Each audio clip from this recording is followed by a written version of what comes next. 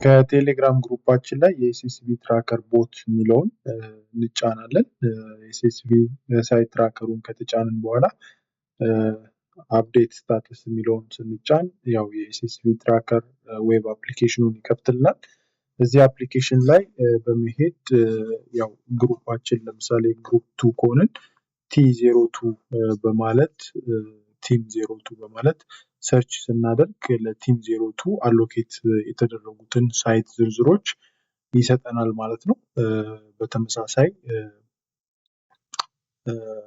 ያው ቲም 02 ላይ አንድ ስፔሲፊክ ሳይትን ክሊክ በማድረግ የዛን ሳይት ስታተስ ማየት እንችላለን ማለት ነው።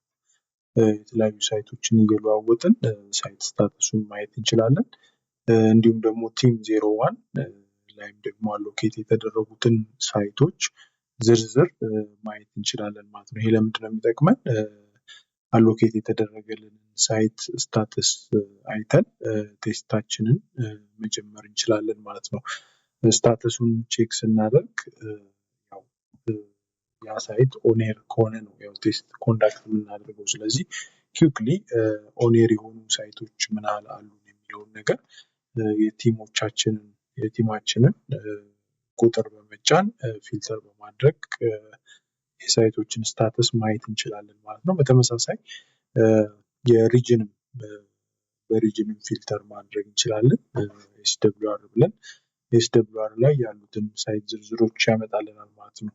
ይሄ ኩዊክሊ ሳይቶችን በተለያየ ፍላግ ሰርች ለማድረግ ይጠቅመናል ማለት ነው። ይሄ ቤዚካሊ ይሄ ዌብ አፕ ለሪፖርቲንግ የምንጠቀምበት ነው ማለት ነው።